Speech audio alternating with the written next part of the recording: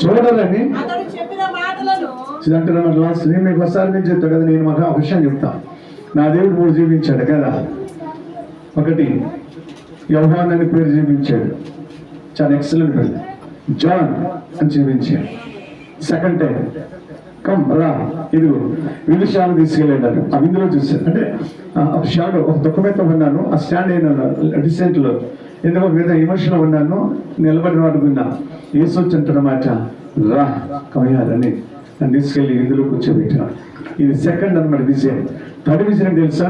కొన్నాళ్ళకి నీ పని ముగించబడుతూ ఉన్నది. ప్రజల్లో నేను ఏడవల తెలుసా, నేను ఏడవల తెలుసా. ఒక విషయం నేను అనుకున్నాను తెలుసు, నీ చిత్తమైతే అందుకో ఆ కాన్ఫిడెంట్ మీద ఉంటాను ఎప్పుడు కూడా. 3 చూశాను నేను, 3 చూసా. నా పేరు చూశాను, విందు చూశాను, ఆయన ముగింపు స్టేజ్ కూడా అంటే లాస్ట్ నేను ఎప్పుడు ముగించబడతానో తెలియదు. హల్లెలూయా. అదొకటే పౌలు గారు అంటున్నమాట, నేను ఇది ఆఖరి గడి అన్నది. మిమ్మల్ని చూసే సమయం ఇది, నెక్స్ట్ చూస్తానో లేదు, వస్తానో లేదు. మిమ్మల్ని విడిసిన బంధం, ప్రేమ బంధం, ఒక దైవజనుడు విశ్వాసులు కలిసిన ప్రేమ త్యాగం ఏంటంటే అనుబంధంగా పెరిగిపోయినదట. చాలా ఏడిసిన వరకు ఉన్నాడు. హల్లెలూయా.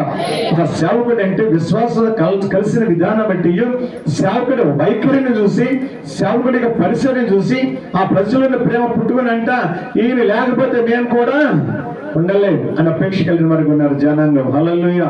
చూసారంటున్నమాట. కారణం ఏంటి? దైవజనుడు అనగా దేవుని సేవకుడు, దేవుని సేవకుడు అనగా పనిచేసే దేవుని యొక్క పాత్ర కలిగిన మా మధ్యలో ఉన్నాడు. కాబట్టి ఈ సేవకుడికి ఏది వచ్చినా ఎవరు ఏడవాలి? ఎవరు ఏడవాలి? నాకు నేను నేర్చుకోవాలి. హల్లెలూయా. నాకు నేర్చుకోవాలా? చూడంటున్నమాట. ఇక్కడ అంటున్నమాట దైవజనుడు ఏంటో విన్నా, పేతురు చెరసాలలో బంధించారు. సంగతి ఏం చేసినది? బహుగా ఏడ్చినది. హల్లెలూయా. ఆసక్తితో ప్రార్థన చేయగలిగిన వరకు ఉన్నారు. హల్లెలూయా. అత్యాసక్తితో ప్రార్థన చేయగలిగిన వరకు ఉన్నారు. అంటే సేవకుడికి విశ్వాసం యొక్క బంధత్వం ఎలాంటిదంటే రక్త సంబంధాలు కానీ అంటున్నమాట. రక్తం కార్చే క్రీస్తులో కడగబడిన బంధం ఎలా కూడదంటే చాలా టేస్ట్ గా ఉంటది. ప్రజల్లో అది సేవకుడికి దేవుడు ఇచ్చిన వరం తెలుసా. సేవకుడికి ఇచ్చిన దేవుని యొక్క గిఫ్ట్ అంటారు దాన్ని. మెడ మీద పడి ఏడ్చారంట, గల్లో అందరూ ఏడ్చారంట.